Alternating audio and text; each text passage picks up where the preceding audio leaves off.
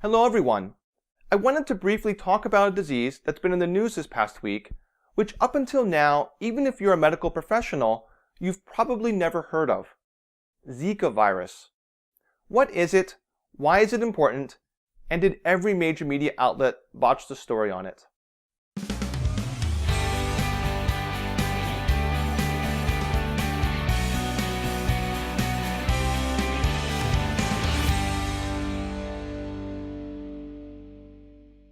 Over the past few days, there has been a sudden outpouring of news stories that are talking about this emerging disease, Zika, particularly as it pertains to a current outbreak in Brazil. There, the Ministry of Health has raised concern that the virus may be the cause of a dramatic increase in the incidence of microcephaly, a severe birth defect in which the size of the skull, and thus the brain inside, is much smaller than normal. I'm going to come back to Brazil, but let's first talk about what Zika is and where it originally came from. Zika is a member of the flavivirus genus of viruses. This genus also includes dengue, West Nile, and yellow fever. Zika shares with these viruses their ability to be transmitted to humans via bites from infected mosquitoes. This makes them also arboviruses, that is, viruses spread by arthropods. In addition to their insect connection, arboviruses share many other common features. Many people who are exposed to the virus don't get symptoms at all. When symptoms do occur, they come several days to several weeks after exposure. Symptoms typically include some combination of fever, headache, rash, arthralgias, that is, sore joints, conjunctivitis, vague abdominal pain, and malaise. The most severely affected patients can develop encephalitis or inflammation of the brain. Those with mild symptoms recover after several days. Those with severe symptoms may take several weeks. In the modern era, death from arboviruses is relatively uncommon, provided that conventional medical care is available to the patient, since many of these diseases strike in impoverished areas of the tropics that may not always be the case. Now, where does Zika come from? It was first isolated from a rhesus monkey in Uganda in 1947, specifically within Uganda's Zika forest.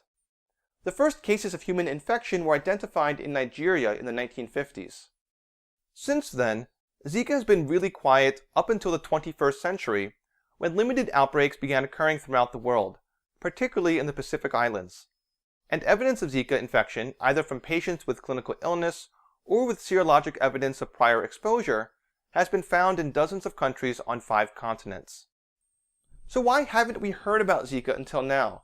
I mean, if this emerging disease has been causing outbreaks across the globe for the past 10 years, why has it flown under the radar, unlike diseases like Ebola or SARS? Well, there's 2 key reasons it hasn't previously made its way into the Western press. First, infections tend to be mild. In fact, the CDC reports that only 1 in 5 people who are infected with Zika actually develop symptoms. The others clear the infection so rapidly they don't even get sick. Illness severe enough to require hospitalization is rare, and the CDC website further states that there has never been a reported death from Zika, though media reports from Brazil do mention 2 to 3 possible deaths there. The second reason why we haven't heard about it in the US until now is that the Zika virus is contained to the tropics. It has not been seen in the US or Europe yet, and there are plenty of diseases right here on our own soil that Americans don't seem to care enough about, like measles or influenza. I wouldn't expect them to care about some seemingly esoteric mild illness from Uganda. This, of course, brings us back to Brazil, and why the media and the public are starting to take notice of it. In May 2015, Brazil reported its very first case of Zika.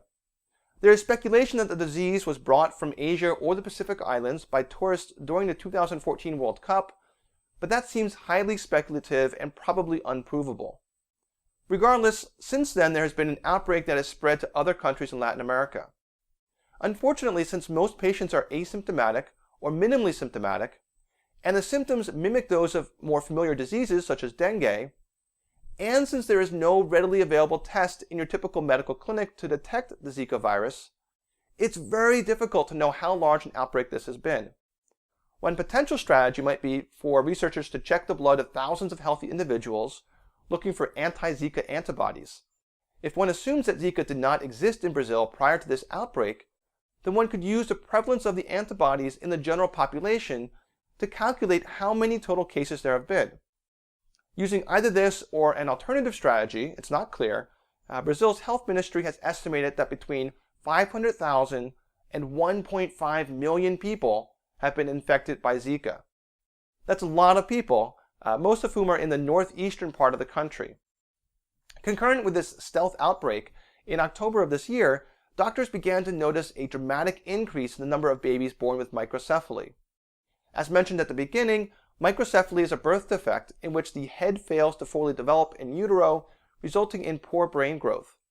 Depending upon the extent of concurrent developmental problems, babies born with microcephaly either die at birth or suffer from significant mental retardation and other neurologic issues. CNN reported that 20 Brazilian states, which contains the large majority of the population, had 147 cases of microcephaly in 2014 and over 2,400 in 2015, a dramatic 1,600% increase. And here's where it gets exciting. In November, a researcher apparently found Zika virus present during the autopsy of a newborn with microcephaly. Thus began the story of the Zika-fueled epidemic of microcephaly in Brazil. Now, some people are starting to get really concerned. This probably includes Brazil's Olympic Committee in preparation for the 2016 Games in Rio. And prominent news websites are posting stories with titles such as CNN's "Brazil warns against pregnancy due to spreading virus," and The Guardian's "Brazil warns women not to get pregnant as Zika virus is linked to rare birth defect." So now, let's discuss the problems with this story and why what's being reported in the media doesn't add up at all. First, the Brazilian Health Ministry is not warning women against getting pregnant. The warning came as the unofficial opinion of one Claudio Maiorovic, who is the director of Brazil's Department of Communicable Disease Surveillance.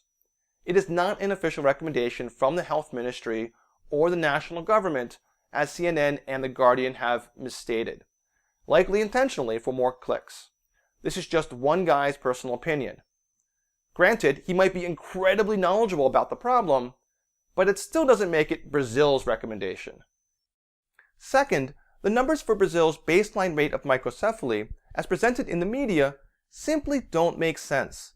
Microcephaly is conventionally defined as an occipitofrontal head circumference more than either 2 or 3 standard deviations below the mean for a given age and gender. Brazil has about 3 million births per year. Even if head circumference does not adhere to a normal distribution, it still seems impossible that only 147 Brazilian babies fell below 3 standard deviations of the mean per year, as in off by 1 to 2 orders of magnitude impossible. I'll admit that neither the published literature nor international health officials seem to be questioning this implausibly low number, but they should be skeptical of it. In addition, as public knowledge in Brazil of Zika has skyrocketed, doctors are probably more likely to identify and report babies who are microcephalic, thus contributing to the reported increase. But perhaps an even bigger issue is that an association between two things is not remotely the same as a cause-effect relationship. The prevalence of microcephaly has possibly increased, and there is currently a Zika outbreak of unknown but probably significant size. Those two things might be related, but they also might be coincidental. And if 1 million Brazilians have been infected already, it stands to reason that thousands of them were pregnant at the time. Since, as I mentioned, Brazil sees about 3 million births per year, at least 2,400 of whom have reportedly had microcephaly in 2015, that's a microcephaly rate of roughly 1 in 1,000 births.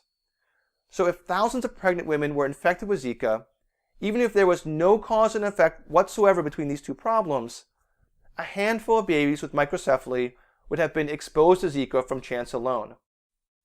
Now, don't get me wrong. I'm not saying that Zika is not associated with microcephaly. I'm just saying that the link is speculative and that the media coverage of the Brazilian outbreak has been less than stellar. While the media has implied a cause-effect relationship, the worldwide body of peer-reviewed scientific literature has just a tiny handful of articles that even mention a possible link between Zika and microcephaly, literally all of which were published in the last 2 weeks, and none of which presents any substantial hard data at all. The CDC's website states the association is still under investigation, and the World Health Organization's website doesn't seem to mention the possible link anywhere. So for the media to present this speculation as fact is at best premature. This does a disservice to science in general because whenever speculation turns out to be incorrect, there's a significant chance the public will never hear about the correction. So what's the take-home message here? Zika is an important pathogen and worthy of further study. It may very well turn out to be a significant cause of birth defects. But I would not sell off your tickets to the Rio Olympics quite yet. And if you're traveling to Brazil and are either pregnant or planning to get pregnant, I would not freak out about it. Just be smart about mosquito exposure. Wear long sleeves, use insect repellents, and keep your doors and windows closed, particularly if you'll be in the northeastern part of the country. The real bottom line here is that the media can get ahead of the science when it comes to stories which are prone to sensationalism, so don't always accept what you read at face value.